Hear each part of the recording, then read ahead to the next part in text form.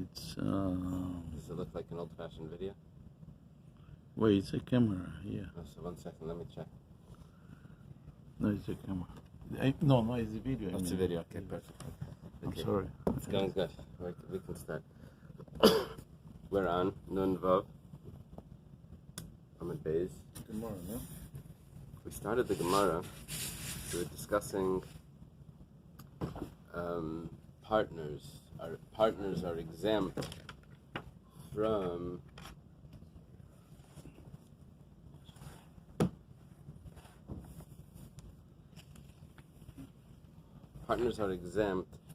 Meiser, from taking Meiser Behemoth. But then we just mentioned that not all partners, because it could be that there was an inheritance, and brothers are partners, and those brothers that inherited something together, even though they're partners, but they're not exempt from Meiser Behemoth, because that's considered owned by the estate. That's not considered a real partnership. Real partnership is when it was divided up, and then they rejoined to become partners. So the way that we explained what are the type of partners that are exempt and what are the type of partners that are chayev, we said it's dependent on if they would have to pay a kalbain, which is that extra little coin that you give when you do machzas shekel. If it's under the father's estate, then you don't give the kalbain. You only give one kalbain, not two, which is the extra coin. And then if it's under the father's estate, then they're obligated to tithe, because they're not really partners. It's really that for original estate.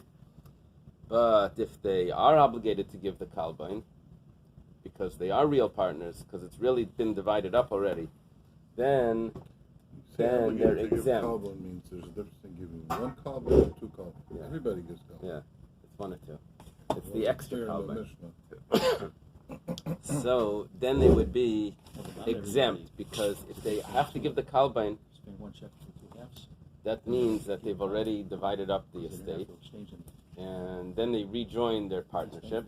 I asked them When they rejoin their partnership, so then they're exempt from Meiser, because partners are exempt from Meiser. He's saying everybody has to give a kalbun, so I thought that he said you don't have to give a kalbun if one person's paying for two people, because there's no exchange that's done. Right. One person's paying for two people, so if it's the father that's paying for the sons, then he doesn't have to give the extra kalbun for the sons. He would only give for himself. What if it's two brothers? Or two brothers. He would only give one. You always give a kalbain. You only give one with the coin. You always give a kalbain. No, only if they have to convert the coins. Okay. Exchange. It's unclear. It's unclear. There's a big discussion in this. Rashi says that you always give, even if you give a full selah. Yavinami. Rashi says you also give a kalbain. However, you would only give one. The question is, do you have to give two? Okay. Don't get confused with what it's. There's a machlekes, and it gets. For what we need out of this, we got. Then we had a statement from Rabbi Yirmiyah, where Rabbi Yirmiyah divided very good. Big circle. Rabbi Yirmiyah divided. This is Rabbi Yirmiyah in the chart from Israel. Rabbi Yirmiyah, under Rabbi Bo. He divides up 4 cases where you're chayev in a kalbain and in Meiser, where you're putter from a kalbain and from Meiser, where you're chayev in a kalbain and putter from Meiser, where you're chayev in Meiser and putter from kalbain. So he has those 4 cases. In those 4 cases, the basic idea was that if they are real partners, because they've already split up the inheritance, and then they redivided, and then they rejoined, so then they'll be chayev in a kalbain, and they'll be exempt from Meiser. But if they never divided up the inheritance, then they'll be putter from a kalbain, but they'll be chayev in Meiser, because it's not considered real partners, it's considered the estate. That's the basic idea. The Gemara asks, we're going to start from Pshita. It's at the beginning of the line. Pshita. Is it Pshita? Yeah. It's after the Rabbi Yirmiyah's 4 cases, it says Pshita. All of this is obvious. Rabbi Yirmiyah, what's he doing? He's just organizing this for us. that we don't need, that we can do ourselves. We can organize the cases. I believe that the Gemara, when the Rabbi Yomi does this in other places. It's the Gemara Bava Metzia, where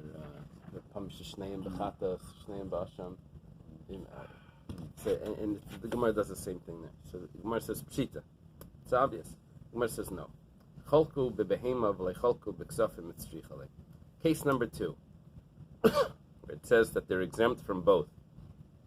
How could they be exempt from a kalbain and from meiser? If you're exempt from kalbain because it's the original estate, then you're chayiv in meiser because they're not real partners. It says no. The case was where they divided up the animals. Automatically you're chayiv in meiser. But they didn't divide up the money. So that means they're exempt from the kalbain. Now there's 2 parts to the estate. There was the cash, and then there was the animals. They only divided up the animals. So then they're going to be pater from meiser because they're real partners. They've rejoined their partnership, and partners are pater from meiser. But they are exempt from the kalbain because it's one estate for the money, for the cash. And when they give the machzis shekel, they don't have to give the extra kalbain. That's necessary. Why? It's strichale. That's needed. Salka daita chamina could have entered your mind to say salka needs to go up like the stalit goes up into your mind. The thought enters your mind. Salka daita chamina would enter your mind to say even the cholko behema goled datayo del miflakaimi, that since they've divided up the animals, they've revealed their intention that they're going to divide everything up.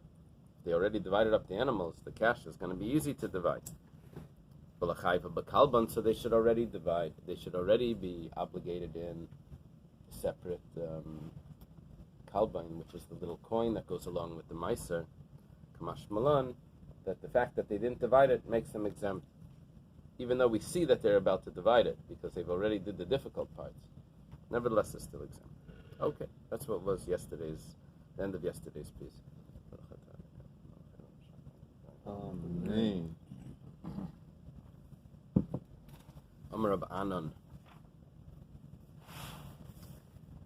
I believe Rav Anan may be a son-in-law of Rav. It's not on the chart.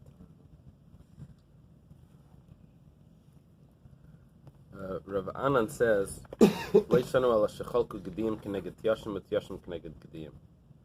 very interesting.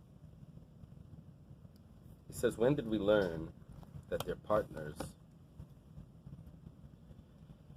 once they've divided it up and rejoined, and then they're partners, and then they're exempt from meiser? When did we learn that? Question here is, can the inheritance go back to its original status? The father passed away, they have this inheritance. And they divided it up. And then they said, no, let's put it back together. Does it go back together as the original inheritance? And the question is, when they divided it up already, in that interim, when they did divide it up, before they rejoined, was it considered still the original inheritance? Or was there trading that was going on? You take this, I'll take that, you take this, I'll take that, and then that was considered a sale. In other words, is the inheritance already completed? And now it's already divided as a type of sale that they had to exchange for one another. And then when they redivide, they become regular partners. Or could we say that when it was inherited, exactly what each one got, the way it was divided up, that was the way the father bequeathed it to them. And now when they just joined it back together, it's that original thing. There was never any trading here. That's the question. So they don't have to pay tithing when they join it back together? When they join it back together, they would have to. They would have to tithe because they're not real partners. It's just the original inheritance. Partners are exempt from tithing. But if they can rejoin the inheritance in a way that it's the original inheritance, then they would be obligated. So comes along Rav Anan and says, when do we say that it's not the original inheritance? Because they've made a type of partnership here that was done after trading was taken place. That's only if one took goats and the other one took male sheep. But if one took the male sheep and one took the goats. But aval chalku gediyim k'neged gediyim. But if this one took goats and this one took goats, this one took tiyashim and this one took tiyashim. Excuse me. This one took the male sheep and this one took the male sheep. In other words, they divided it in half. Then we say there wasn't real trading going on. It was just a simple division that took place, and it's really the original inheritance. The underlying logic here is a concept called breira. Do we say that what we're looking at right here, the way it's divided, retroactively, that's exactly what the father bequeathed, the way it's divided? If that's exactly the way the father left it for them, so then there was no real division here. When they just put it back together, it's just going back to the original inheritance. But if we say ein breira, we say that what we look at here is not what the father had. This is their own creation, that they just did this right now. So then when they put it back together, they're regular partners, new partners, and new partners are exempt from Meiser. So when our Mishnah says that partners are exempt from Meiser, it's only talking about when the brothers divided it up in a way that there had to be some trading going on. This one took the goats and this one took the male sheep. But if they each would have taken half the goats and each took half the sheep, then that would have been an original inheritance. What's the kolbon? What is it? The kalbain was the coin that goes along with the machzis shekel. What is that? Premium. Is that what you call it? A premium? It's a little extra, like a tip that goes along with for the exchange. Okay, this is Rav Anan's opinion. Rav Nachman Amar afilu chalku gediyim k'neged gediyim v'tiyashim k'neged tiyashim einam zehu chalka yamagia misha rishayna. Skip the word lakach for some reason. Rav Nachman says that it doesn't matter how the division took place. Even if they divided gediyim and gediyim, we don't say that this is the original inheritance, that the father had this in mind when he was leaving it to the children. We don't say that. We say that there's a brand new division. Don't pay attention to me. Pay attention to me, baby. They're on two different pages. Pay attention to me. It's right here, baby. Pay attention to him. Yeah, pay attention to me. Look at your own plate. Yeah.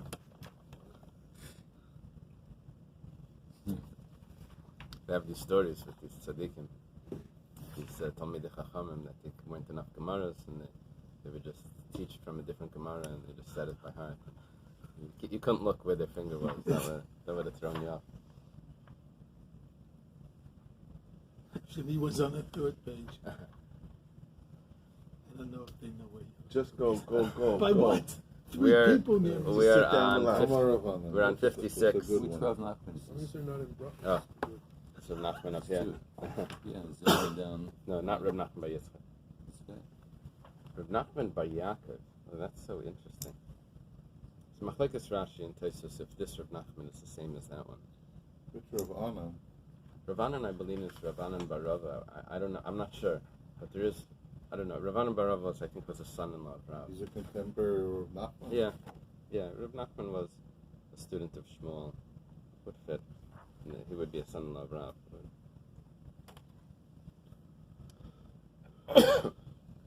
So basically, Rav Nachman holds that we don't say breira. We don't say that retroactively that was the original inheritance what's going on here. And every sort of inheritance is always a trade, and therefore it doesn't matter how it was divided, it's always going to be exempt. Once it's divided, it's always going to be exempt from Meiser. Okay, now we go to Rabbi Lazar and Rabbi Yochanan. This was a discussion in Babylonia, but the same discussion takes place in Israel. Rabbi Lazar and Rabbi Yochanan, right here. We had discussion over here in Babylonia. We have the exact same discussion here. Rabbi Yochanan and Rabbi Elazar. On the same case of Rabbi Exactly Yomi. the same. On Rabbi Yomi's No, it's not. It doesn't have to do with Rabbi Yirmiyah now. This has to do with, do we say Breira or not? Do we say that the way it was divided now between the brothers is what the father originally bequeathed to them? Or do we say that however they have it is brand new, that's their own trading off that they did? And therefore, however the division was made, when they rejoin, it's always considered a new partnership. It's never considered the original inheritance. The inheritance was always broken up already. That's ein breira. Yesh breira means that no, they're going back to the original inheritance. So Rabbi Elazar Amalei Shanu al Cholku Tes Keneged Yud, Yud Keneged Tes. Aval Cholku Tes Keneged Tes, Yud Keneged Yud. Aimer Zeh Chelka Megia Mishar Rishayna. It's the same story. It's with one variation. See, the way Rav Hanan did it was, if they divided goats, this one takes the goats and this one takes the sheep, that's considered a trade. It's not the original inheritance. But if they each took a certain amount of goats, that's the original inheritance. Rabbi Elazar says the same thing, but he does it slightly different. He says, if this one took 9 and this one took 10, then that's a trade that's going on. But if each one took 9 or each one took 10, then that's the original inheritance, the way the father bequeathed it. And then if they would go rejoin, it would just be throwing everything back in and saying, oh, just forget the division. Specified this land that's over here is this one, and this land that's over here is this one, and Then, this sheep and this barn is this one. Right, so then when they would join it together, then it would definitely be partners. Because it was never Why would joined. they join it together? Let's say they would. Let's say they would say, what's happening here is that they are joining together. The question is, are they new partners, or is it still the original estate? If they're new partners, they're exempt from Meiser. So this is a case where the father didn't specify. Right. Okay. So it's the same concept. Rav Nachman is doing. Rav Anan is doing the same thing as Rabbi Elazar. One is saying sheep versus goats. Another one's saying 9 versus 10. But it's the same concept. Comes along Rabbi Yochanan. Rabbi Yochanan Amar. Afilu chalko tes keneged tes, vasara keneged asara. Ein aimer zeh chalka megia mishar rishayna. Rabbi Yochanan says that no, we never say that the way the brothers have divided it up is exactly the way the father, not knowing that was his original, the way he bequeathed it to them. We don't go back retroactively and say, okay, this is what the father had intended, that it should be divided, that each one got his real portion. We don't say that each one got his real portion. We say that each one got an equivalent to his real portion because they did trading here, and they become like purchasers. Ein breira. He holds ein breira. Okay, now take a look on the top of page 57. Was the Rabbi Yochanan l'tamei, and Rabbi Yochanan follows his reasoning, where we learned other things from Rabbi Yochanan very similar. Damar Rabasi and Rabbi Yochanan. Rabasi says in the name of Rabbi Yochanan, Rabasi, be right here. Rabasi, the student of Rabbi Yochanan. You see that? Ha'achin shecholku. Brothers that divided an inheritance, lekuchasein. They're considered purchasers, umachzirin zelazeh b'yovel, and when the 50 year, or the Jubilee year comes, they have to return all of the property to redivide it.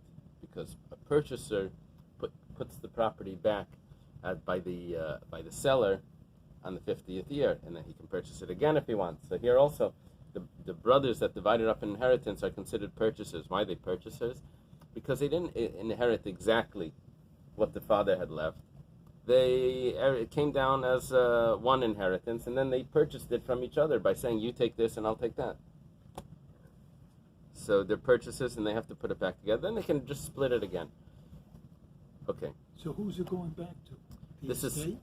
It goes back to each other, which is, they become like partners. What's it called? The corporation.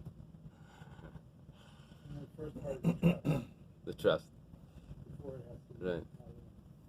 The family. It goes back to the family. I like the quote. Well, the family is like a corporation. Like, Yeah, you know, because the I'm Godfather. saying the corporation or the Like the trust like technically the shouldn't Godfather. exist, by Yovel Like already, Stein. Like the Stein Corporation. to Druins, Stein. to Levin's, whatever. Something. It's Richi. Now the Gemara says that it's important that Rabbi Yochanan tells it to us by Meiser. And it's important that Rabbi Yochanan tells it to us regarding Yovel. It's the same story, that brothers are purchasers when they're dividing up inheritance. It's the same thing. And he only really needed to say it once. But it's important that he says it twice because we wouldn't have known that this is the halacha by both of them if it would have only said by one of them. Yashmin and Hacha, if we would only say here regarding Meiser, B'hakam Rabbi Yochanan. Over here Rabbi Yochanan says, Dumya de bincha. It needs to be similar to the son. Because we learn Meiser Behema from Pidyon Aben. Ma bincha bebaralach, afsharcha v'tzencha bebaralach. Just like a son is clearly yours, so too, when it comes to Meiser, it needs to be clearly yours. Aval Sada. Okay, 1 second. But it needs to be clearly yours. And over here, it's not so clear if they're considered partners, or if they're, it could be that for Rabbi Yochanan would be a suffix, and that wouldn't exempt him.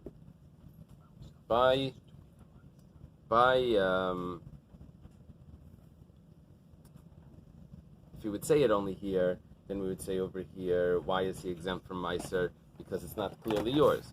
But when we come to Yovel, Aval Sada, Mecher Hudam Rachman Ali Hada Bi Yovel, Yerusha Matan Alai. Maybe Rabbi Yochanan would say no, that it's only a sale that returns. But this is considered a inheritance or a gift. It's not considered a sale.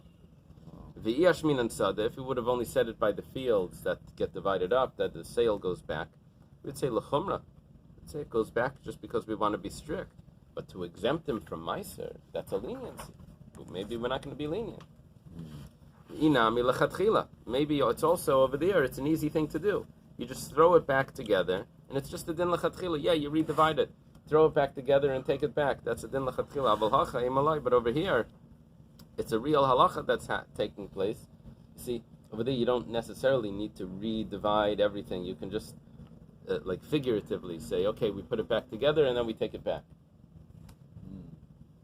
That's just like a din l'chatchila. But over here, he's actually becoming exempt. Maybe Rabbi Yochanan wouldn't say that. So tzricha, we have to say that he's exempt from the over here. We need both statements. Meisvei. Gemara has a question.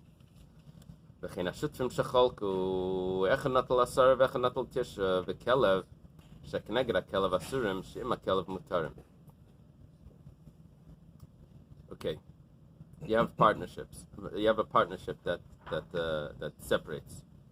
One person takes 10 animals, and the other 10 sheep. The other one takes 9 sheep and a dog. Now we have a halacha that you can't use an animal for a sacrifice. Like yesterday we learned, if an animal was given as payment to a prostitute, that animal is. Also, you can't use an animal that was exchanged for a dog. If this animal was exchanged for a dog, you can't use that animal for a sacrifice. Say we had partners. They separated. And this one took 10 animals, and this one took 9 animals and a dog. So the Bais says that the 9 animals and the dog, those 9 animals can be used as a sacrifice. But none of the 10 animals could be used.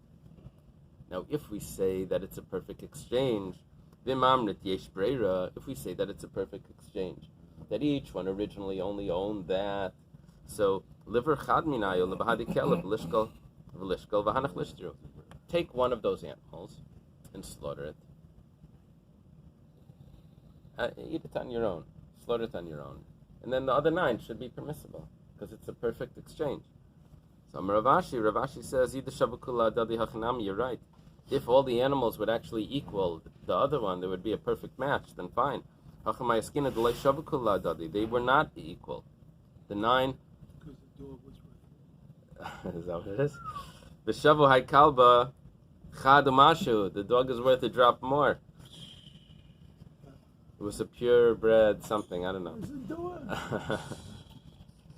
V'hai mashehu mashech vasi bekulu. So that little bit more went along with those other 9. Each one of those other 9 was corresponding to a drop of this little bit extra. So that each one was exchanged for a drop of this dog. Rashi goes through some calculation over here based on a different gear center. Okay. We have a new Mishnah. Hakol nechnasen ledir le'esasher. Very basic Mishnah. You have a lot of animals, and you have to take meiser. So you put all the animals into the pen. Which ones can you leave out? Whenever it says that any rule, there's always the exceptions. Which ones do you leave out?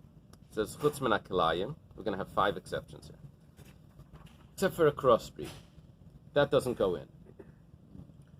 Utrefa, an animal that would die. And the reason why an animal that would die, we know it says clearly that it has to, and all the animals that walk under the staff, anything that could pass on, we're assuming that one of the treifas is that if it's cut off by its foot, it won't be able to walk.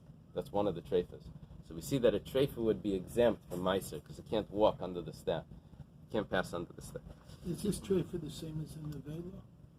Yeah, but just nevela would be dead already. A treifa would be, well, there is such a thing as a live nevela, but if the animal is split down the middle, but treifa is just that it's going to die. It's going to die. It's not going to survive the year. Yotzi doifen, if it was born through a cesarean, you'd have to keep a tag on it or something. Mechusar zman, if it's not 8 days old yet, within the first 7 days. V'hayasim. Yasim is an animal that the mother died before this animal was fully born. That's considered the orphan.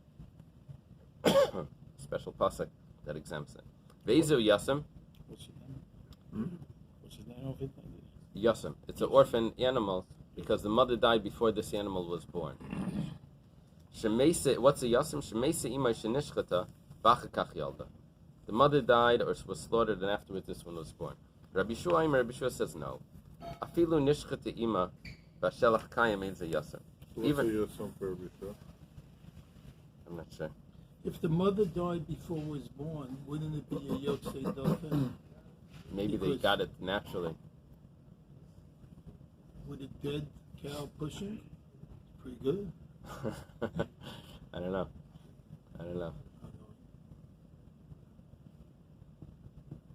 Maybe at the exact moment. Guess what? Before the rush came out, all of a sudden it died. Yeah. What could be the shechting would make sense that you can do at the moment that it's. His favorite topic. B'shelach kayim, if the skin remains, ein ze yasim, you're going to see some really strange sort of custom over here. If the skin remains, it's not considered. If the skin of the mother is intact, it's not considered an orphan. We wait for the next page. We'll discuss it. Wait for it. Minahani Mili, how do we know that these are exemptions? We had 5 cases. A crossbreed, an animal that would die, a cesarean, it was too young, or it was an orphan. These are exemptions. They don't go into the pan for tithing. The Tana Rabbana was taught in the Brisa. Shorei Kesev. The pasuk says Shorei Kesev Vayez Ki Yivalid. This is the Torah reading on the holidays. When it says Shorei Kesev, an ox or a lamb or a sheep, Prat L'Kalayim, that's excluding a crossbreed. It needs to be specifically an original animal. Oy Eiz, then it goes on, it says, or a goat, Prat L'Nidma. This is coming to exclude an animal that maybe looks like the mother, looks differently than the mother. It needs to be similar. It needs to be born with a similar features to the mother. If it comes out looking different than the mother, then that's not considered. That's not an animal that's eligible for it to be ma'aser. For a sacrifice. Right here, we're talking about sacrifices. Ki yivalid, that's born. Prat liyetzi doifen, that exempts a cesarean. V'haya shivas yamim, and it will be for 7 days under its mother. It will be for 7 days prat l'mechusar zman. This is excluding an animal that's too early. And tachas imay, under its mother, prat liyasim, this excludes an orphan. So we have all of these that are associated with exemptions for that which are invalidate a sacrifice. Rabbi Yishmael b'nei shel Rabbi Yochanan ben Breika Omer. Rabbi Yishmael, the son of Rabbi Yochanan ben Breika. Remember this on the chart here. So here's Rabbi Yochanan ben Breika over here. He's in the generation of Rabbi Akiva. His son would be Rabbi Yishmael. There is a Rabbi Yishmael under him, but it's a different Rabbi Yishmael. That's Rabbi Yishmael, that's Rabbi Yochanan ben Breika. Both.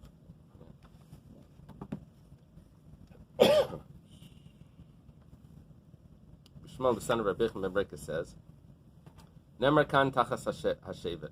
Shavet. It says over here, underneath the staff. That's by Meiser.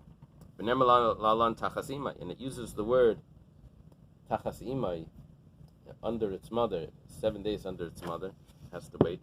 Mala halan, just like over there by sacrifices, it says under its mother. Prat l'kol shemes halalu, it's excluding all of these exceptions, all of these things, the cesarean and the crossbreed and all of that. Afkan prat l'kol shemes halalu, also over here by meiser, under the staff, that word under, it's exer shavet, tachas tachas. Over there it says tachas. Over here it says tachas. All the halachas over there are going to apply over here. It's that verbal analogy. Makan prat letreifa. Okay, 1 second. So afkan prat kol shem sol. Now we go back. We say just like by meiser, we have an exemption for treifa. Makan prat letreifa. How do we have exemption for treifa? Because we says it needs